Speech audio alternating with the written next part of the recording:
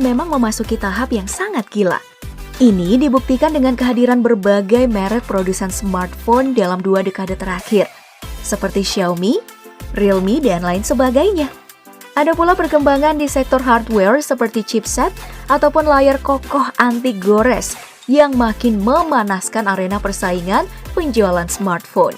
Nah, hari ini, meskipun smartphone telah masuk menjadi salah satu primadona di bidang teknologi, tapi gak banyak orang yang mengetahui betapa rumitnya proses pembuatan smartphone. Mulai dari pembuatan kerangka, layar, mesin, hingga perangkaian unit sangatlah kompleks. Sekompleks hubungan aku dan kamu. Nah, untuk mengetahui hal tersebut, mari kita mengamati bersama proses pembuatan smartphone Android.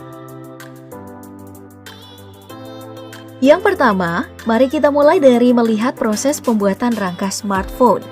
Proses ini bisa dibilang cukup mudah, namun juga sulit.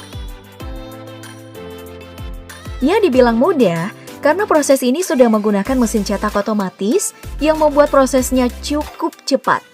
Sementara kesulitannya itu terletak dari keragaman rangka. Karena nih, satu rangka hanya digunakan pada satu tipe smartphone aja. Misalnya, rangka Samsung Note 20 jauh berbeda dengan yang digunakan di Samsung S20. Nah, setelah keluar dari alat cetak, rangka kemudian dirapikan dengan memotong bagian yang gak dibutuhkan. Selain itu, rangka dibor di beberapa titik untuk membuat lubang antena dan lubang sekrup dan lainnya. Yang terakhir, rangka dirapikan lagi nih menggunakan teknik sandblasting dan gerinda kecil untuk bagian luar. Untuk sekarang, pembuatan rangka ini menggunakan beberapa material seperti plastik, polikarbonat, dan aluminium. Pasti butuh layar. Nah, teknologi layar smartphone udah pada canggih dan beragam, mulai dari layar IPS, OLED, dan AMOLED, serta masih banyak lainnya. Nah, meskipun memiliki nama berbeda dan juga kemampuan unik masing-masing, pembuatan layar-layar ini masih hampir sama sih. Pertama adalah penyatuan antara layar dan juga bodi layar. Setelah itu, layar dipres agar menyatu sempurna. Kemudian, layar mendapatkan pengecekan kualitas seperti tidak adanya goresan atau pemeriksaan fungsi dan warna. Oh iya, selain menggunakan layar dari pabrik sesuai dengan kebutuhan, layar smartphone juga dilapisi dengan lapisan kaca anti gores seperti Gorilla Corning Glass. Lapisan ini dibuat dengan metode unik yang bernama fusion forming, di mana dua lapisan kaca cair bertemu sesaat setelah bahan baku dipanaskan dan mengubah kaca padat menjadi cairan panas.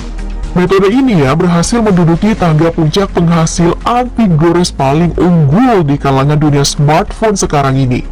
Bahkan handphone teranyar Samsung seperti S20 Ultra menggunakan Gorilla Corning Glass 6 untuk melindungi layar dan juga bodi dari smartphone tersebut.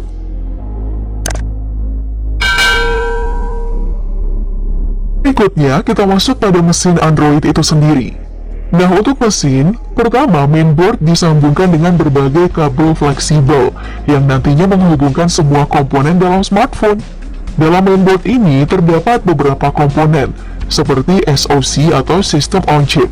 Untuk sekarang, SoC ini sudah diproduksi oleh berbagai perusahaan dalam persaingan pasar smartphone, mulai dari Qualcomm, MediaTek, Samsung, Huawei, hingga Apple meluncurkan SoC mereka sendiri untuk membuahkan smartphone dengan performa terbaik.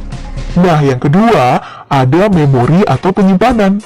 Seperti yang kita ketahui, untuk menjalankan sebuah smartphone tentu diperlukan memori dan penyimpanan yang mumpuni. Di dunia modern seperti sekarang, smartphone sudah hampir menyaingi laptop dengan memiliki RAM yang tinggi dan juga penyimpanan yang tinggi. Contohnya aja nih, Samsung S21 Ultra yang baru rilis dibekali dengan RAM 16GB dan juga penyimpanannya 512GB. Wah!